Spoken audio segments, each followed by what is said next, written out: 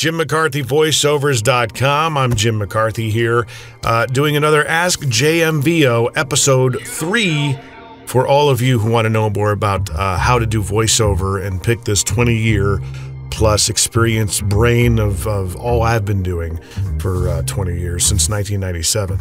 So anything you'd like to know about how to do voiceover, how to possibly get business, how to go about prospecting, anything other business things like sales and closing and all that stuff, and of course the logistics and mechanics of doing voiceover. So recently, and I'm sorry about the delay in this, and I know I'm really overdue for one of these videos. I'm going to get back on the horse and back on the ball and back on all the other metaphorical things I can think of to start getting them going, at least on a weekly basis. But I need your help to get topics. So anybody who has a question, I'm more than happy to either do these things live on Facebook and then put them up on YouTube.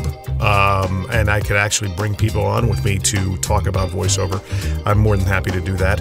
But hey, I'm going to work with what I have now and move forward with this. So recently got a very good question from DeFrosts. I hope I'm saying it right.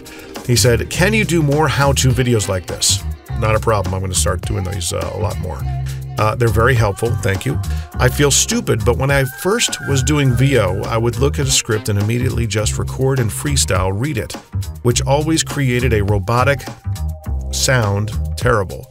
But now I'm realizing what you were saying is if you just read it normal like a newspaper a few times to yourself, it's like your brain processes the information of the copy and kind of makes you feel more comfortable with it first before you even attempt to stylize it. He goes on to say how to mentally know when you're not sounding conversational enough or maybe too robotic, and how not to get discouraged with it and keep on going. And of course, it's funny, as I'm reading this, I'm reading it like an announcer, not like an announcer, but somewhat stylized, because you know, you're reading in someone else's voice and stuff like that. So I don't know if I sound robotic coming off reading a question that was stated by somebody else. You really have to think about a character.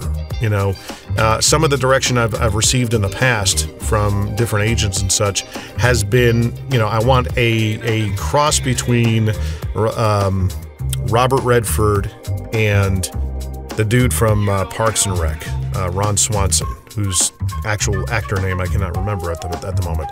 They wanted a cross between that, and I really had to go, okay, well, how does Robert Redford sound, and how does Ron Swanson sound? And I had to try and combine them together. So I think when it comes to conversational voiceover, it's getting that character in mind, whether it's yourself or somebody that you're envisioning, and trying to embody that character while you're reading the copy. Now, this is also contingent on the copy you're reading. If it's not good copy, it's going to be very difficult for you to make it sound conversational.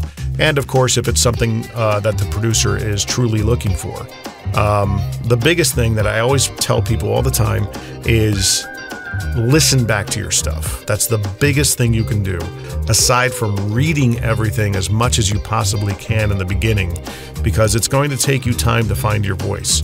Even those who have had tremendous success in the beginning, you know, the first 2-3 years, they have, you know, agents coming out of the woodwork that just have a natural propensity to be good at what they do with voiceover. It's still a case of finding the center of what you can do, and that too is still going to adapt and evolve over time. What I was good at in the beginning, back in 97, 96, 98, around that time, is completely entirely different than where I am now. I had a much higher register back then, and over time, as I've gotten older, it's dropped, and I've found a new marketable center that I can put out there, which is podcast imaging and doing, you know, the voiceovers for different shows and things of that nature for radio. Listen back to your stuff. Always listen back to it. And not too many people do that. When you get sick of your voice, listen back to it some more and take notes. Even after 20 years, I'm still looking for the nuances that I could be better at. When you're green, you grow. When you're ripe, you rot. There's always a thousand ways to skin a cat with this stuff. Again, the whisper technique is a good one to find that conversational aspect whenever you're reading anything. Even if I were to say, in the next question here from him, he says, you know, how to mentally know when you're not sounding conversational enough or maybe too robotic. Robotic, I'm thinking that he means announcery. How not to get discouraged with it and keep on going. It is what it is, man. It's when you get discouraged with something, believe you me, I have had those days, but because of my career that I had in radio, it was just something that I did every day. And there were days where I was great, there were days where I sucked. It's gonna happen. You just keep pushing through and have a goal in mind I always had a goal in mind for myself from a production standpoint to attain the ability to get an agency sound. The agency sound was big for me. I wanted to, and what I mean is that whenever we would get a commercial fed down to us for the radio stations, whether it came on a CD or a reel-to-reel or MP3, it had a certain sound to it. And these guys who voiced them, and then the guys who produced them, it was like magic coming together. So it was always a goal of mine to find a way to make that sound. So when it comes to conversationality, if that's even a word, have that goal in mind. Another great tip is emulation. Who are you listening to that you can emulate to shape what you do? It's okay to copy other styles because you're going to do it your way, ultimately. There are plenty of people that sound like Don LaFontaine. They sound like him, similar to him, but it's still their own twist on it. They found their center within doing those styles of voiceover. So, again, going back to conversationality, if you listen to certain VO talent or commercials and to you it sounds conversational, try and emulate those people. And if you can, record the media somehow and play it back. One of the things, because I aspired to be getting better at my imaging production back in the day. The imaging production for radio stations is like the stuff you hear in between the songs, like the zips and zaps and, I-95, all that stuff. There were demos and imaging samples that were sent to us on a monthly basis. I would consume them ad nauseum just to hear what other producers were doing, because I didn't aspire to be a voice talent in that realm at that time. The producers, on the other hand, were what I was trying to figure out what they were, and some of the stuff they were putting out was just mind-blowing. So I would always play those CDs. I would play the William Morris CD that came out once a quarter that had all the imaging production from around the country, as well as probably about 30 different male and female voiceover talent that you could listen to, these guys that were signed to the big agencies that you tried to emulate and come up that way and find your own voice, literally. Mike Rowe, for example, he's great at that baritone, and a lot of people would probably argue that he's not very conversational because he's been trained to have an announcery type voice constantly, and even when he speaks, he's constantly projecting, and he just cannot help to be talking like this all the time and accentuate how low my voice can go. That's just how his brain is wired, but it's worked for him.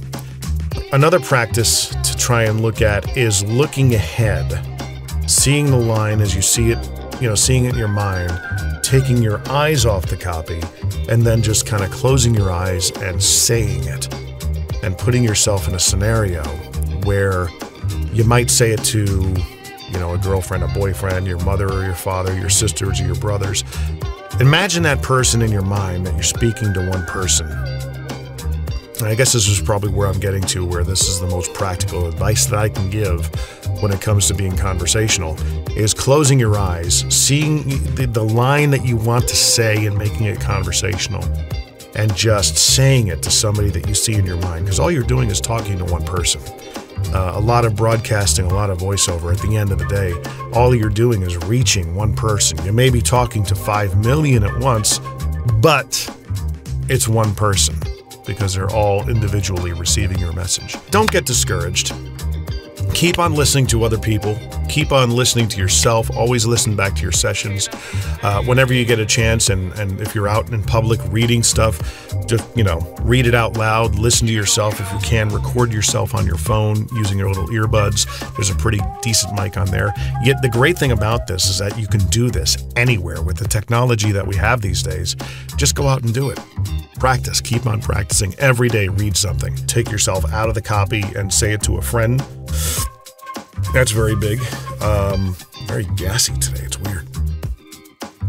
And all I had was cereal for breakfast. I hope that helps. If you have any other questions, please use the hashtag AskJMVO. Please like, subscribe to my YouTube channel, rate and comment. And again, I don't know if I mentioned this before, ask questions. I'm more than happy to answer them. I'll put these out as much as I possibly can. And thank you for watching, and we'll see you soon.